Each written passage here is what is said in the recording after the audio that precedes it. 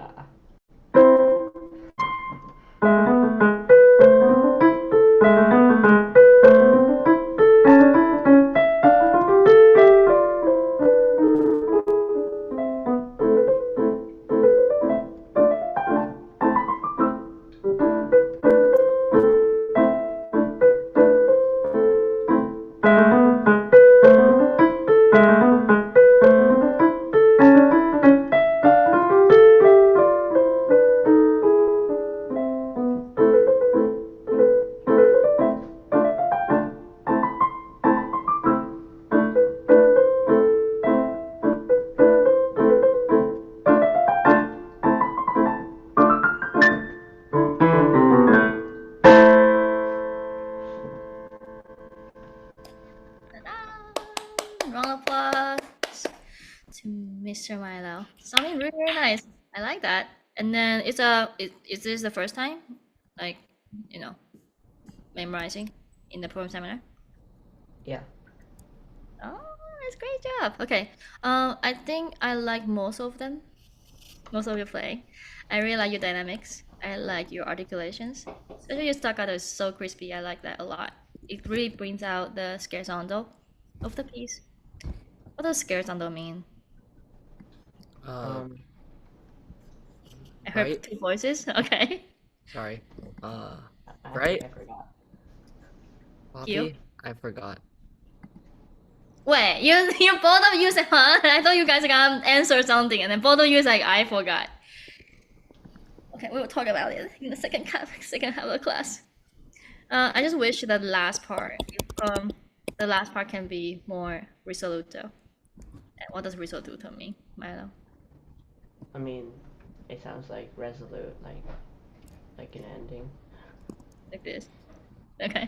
Well, we will talk about that in the second half of the class. Let's move on to Mr. Hugh. Please announce your name. I mean, yeah, and the piece you're going to play.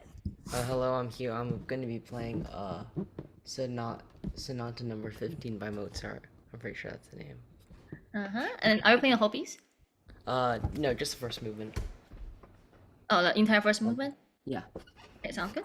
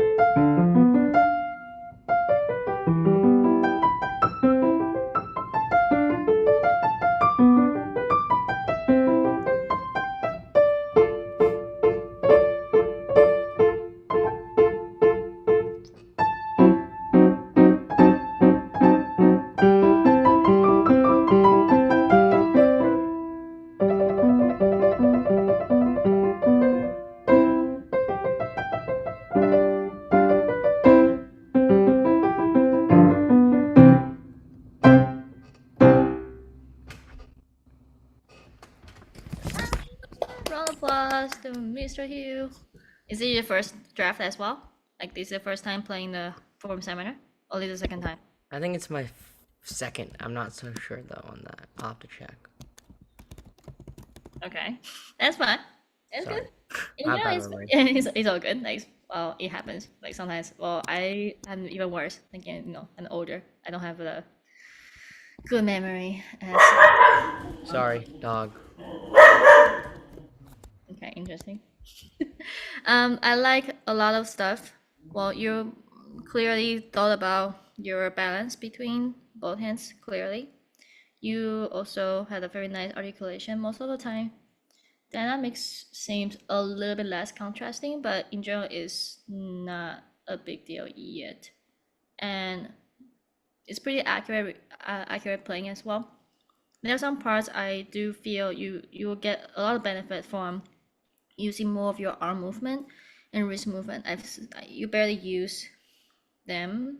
I would say, like based on what I see, you heavily rely on your fingers, which is kind of fine for now because your fingers are pretty strong and it has a pretty good individual, I guess, ability, like very independent for each one.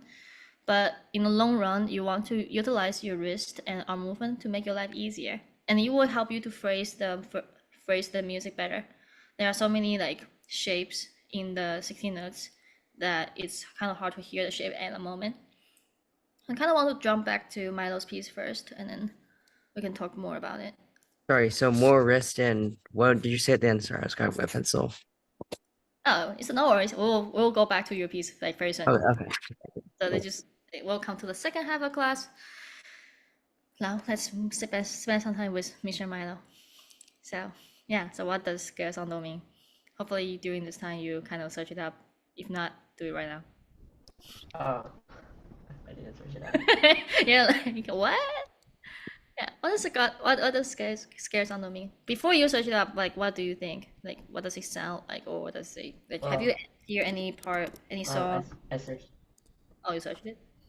I thought it was like light. I think light or like jumpy. I guess because of the staccato.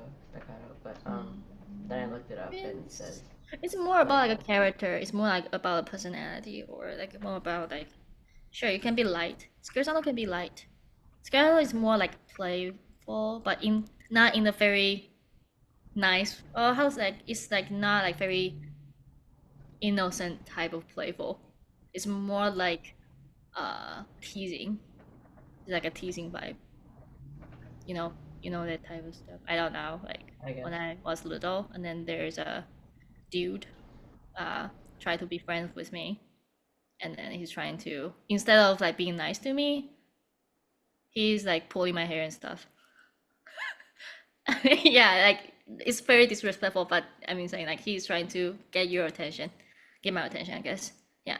And then to him that's fun. It's fun to see me angry. You can, yeah. It's kind of that type, I would say. Like it's being playful, but not in a very like like nice way. Okay, so everything will be a little bit more like your staccato is really nice. Like it's kind of have that spiky, very pointy, very sharp quality in it. So that's what I really like about it. I do feel like you can be a little bit more when you get to this part. That's a reason why we have so many like contrasting articulation in this piece. Like we have a very like this part is like singing, like very there's a slur connected. So someone is trying to be like serious, like trying to sing something very nice, and then someone is trying to messing things up, like da da da da da da da da da da. Right? It sounds like someone is trying to give a speech to the audience, and then there's like a little background, like someone is like there's a phone or something like distracting. Yeah, like if you can bring that out, it'll be even like nicer. In general, it's a very smooth playing. I don't have too many things to say, except the last one. I really want the forte, and it's sort of like da da da da da. Even if you take a little more time, that'll be great. Can you actually try that? Maybe from Major 27. Wait, 27? Yeah. Okay. Wait.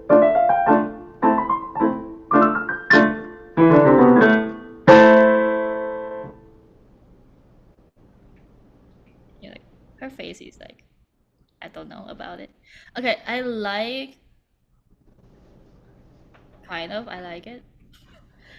This one, I feel like you actually delay your crescendo. I didn't hear any crescendo here. I feel like you kind of remember to do the crescendo in the very last part. Yeah. Did you? Okay.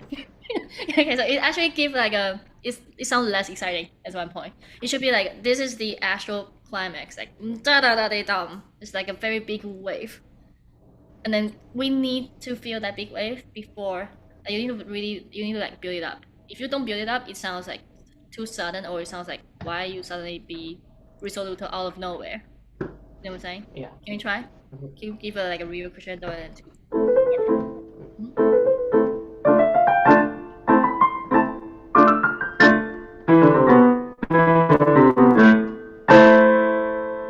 yeah, here we go. Mhm.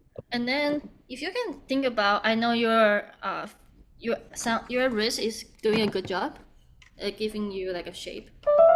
You're doing this very nicely. But for this one, I would say try to imagine you're giving your wrist movement for every single note. It's almost like every single one. 1, 2, 3, 4, 5. It's not a very nice, the stir. It's like, and then take some time, one, and then ba, like make sure you like give like a lot of,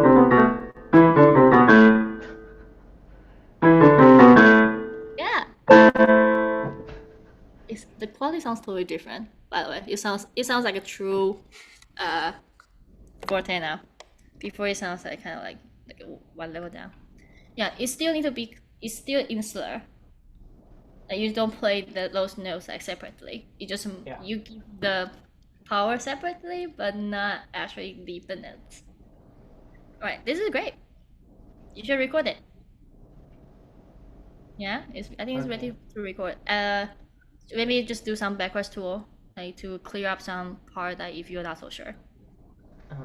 And then something will be very helpful before you record is that you think about structure first. This piece has the structure is not very simple, right? There are some repeats here and there, but if you can think through that before you actually playing, there should be the recording process should be very smooth.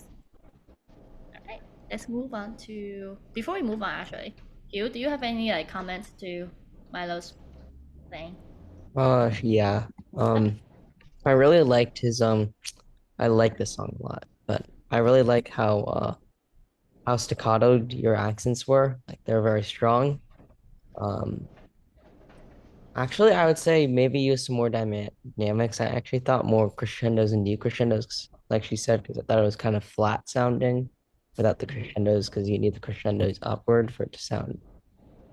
It could sound even more punchy with the crescendos. To create more contrast in this more dramatic piece. What's this period? What's the period of this piece? Is it romantic? What about Milo? What do you think? Sorry. Wait, Do not search now. I'm not searching it up. I'm not searching Okay. it up. But I'm And not sure. Maybe it's classical, I think. the actual answer is actually romantic. Ta-da! Oh, Yeah. Okay. sorry. So the key word, like I was trying to hint is this piece should be dramatic. This piece should have like a dynamic contrast. Well, yes, we do have sometimes we have high dynamic contrast in the classical music as well, but something more like think about dramatic is more like romantic period. Like the composer is trying to be very expressive during Yeah. that time. All right. Well, let's move back to Hugh's piece. Well, speaking of classical, this is actually in classical. What type of elements in the very first line tells you that so let's say you don't know this piece is from Mozart, but it's by Mozart. What's the very key thing that tells you that's there's a music in classical period? Is it the Alberti bass? Can you explain what algebraic bass mean? It's like a 1-5-3-5 pattern in the left hand usually played. Go! Great job. This might be in your theory exam, by the way, for the certificate of merit. Probably not in Milo's, but in the future, yes. So this bottom top, middle top, I always say you say 5-1-3-1. There's a very classic, very very classic already bass there. And that's the compositional techniques that generally used a lot in the classical period. You can literally find it in every single piece, like 99% of piece in the classical period. I really like most of the parts. I do think, for example, this one, I see your hand is very heavily rely on your fingers. You're doing something like this. That's good that you have a big hand. That's good your finger is actually be able to run that fast. But it'll be so much easier and then so much easier to actually play in forte if you use your wrist. And then also kind of your arm here. Like I barely need to do this. I don't really raise out my fingers. I just put it on my keys and I use my arm to help me to play all the notes. So you just kind of have to like flick your wrist, is what you're saying, kind of? And the wrist movement is, in this case, is this way. So it's more like a rainbow and then left to right for Okay. every single one. And then between them, there's a connection between the higher G to a lower G. I give a smiley face right to left. So it's kind of like if you combine them together, it's more like a circle in the clockwise. Oh, Mr. Drilling told me about that. I forgot that I'm supposed to do that. But so like this. You probably need to see properly. Huh? See properly. Yeah. No, it's just left hand. Yeah. Yeah, here we go. And then can you try to also use your elbow, like this part, to draw a circle instead of like. Okay, it's a little bit tricky to do that. And then everything is like, okay, you know how to utilize it, and you need to know what's the ratio, what's the range. So to draw a circle, like but he asked you to draw a circle, right? Like clockwise circle. You can draw this big, right? The circle can be this big. The circle can also be this big. It depends, and it needs a lot of experiments. You need to experiment it. You need to experiment. Okay, if I do this much, how does that feel? Okay, it feels actually awkward, and then it doesn't sound good. Okay, let me try maybe something in the middle. Maybe try something smaller. And there is a logic for it if you want to save some time. When the speed is faster, so it can be like in the fast notes, it can be just in general is a fast piece. When you get faster, the range or the size of the circle or the size of a movement will be smaller because you don't want the big movement and then you don't have time to complete a very big circle. You know what I'm saying? So it probably will be just something smaller. So that was a very good first try, but you need to start trying the different size and then find the one. There's something. Sorry. Is it more like personal preference, kind of? Yes, it really depends on you because we are different. Everyone has a different condition for their hands or different condition for their heights as well. Like I saw you before. You are taller than me, right? So you might doesn't need that much compared to me. Like I might need to do this much, and you probably do this much. I don't know. It depends. Yeah. What is this hard for? Okay, I'm not so sure why my Zoom did this to me, but okay, yeah. So it can. That's kind of okay. Yeah. So you think about it, and then try that on this part. So not just this part though. There are so many parts in your piece. For example, here, all of these will be much easier, and it will be much musical as well if you use your wrist. Right now, it's every note sounds the same volume, And if you try to control that with all of your fingers, then you need to control that in like 4 notes. If you want to control that, it's so hard. But if you use your wrist, if you do, it's very natural that the last note will be softer. Then you don't need to worry about it, right? So if you do your wrist, then ideally when we phrase this part should be like crescendo and diminuendo for every single one. And if you Oh, use wrist, it will just naturally happen. Or because ideally, yeah. but if you use your thumb, if you use just the fingers, then the thumb will naturally be louder than all the other notes, right? Yes, because thumb is so easy to play loud. Or your yeah, the thumb will be much louder if you just like simply use your finger. Is what you were trying to say? Yeah. Also this part is, I call it dialogue. Dialogue. I think it's dialogue. It's when the right hand, left hand has a conversation. Okay. And what we do is, if like, it will be very natural for us to do the phrasing like crescendo and diminuendo, but there's an overall dynamics should happen at the same time. So you can, this is like a smaller phrasing, like it's micro dynamics. But I would say, let's see, depends on the triad, depends on the chord quality. I will probably do this a bit more in general. My writing is very bad. 1 second. This more, and then maybe I will do less here. Right, it's from dominant to the tonic, and then we have the dominant 7 again. This one is dominant 7. With the quality of the chord is dominant 7, so I will do more because it creates more attention, creates more tension. This one is what? B minor triad. So something in minor usually is, sad or whatever. Like, it will be very logical if you do less. Okay. So when you have a conversation, when the both hands have a conversation like this, whatever your left hand do, or whatever the first hand do, the second hand need to follow that. So if your left hand do mezzo forte there, your right hand will be mezzo forte, or try to be mezzo forte, try to catch that dynamic. You know what I'm saying? Yeah. So would you say that when you during the dialogue you should have make your like the whole thing sound like one thing instead of two separate things, kind of? Is that what you're kind of Yes. saying?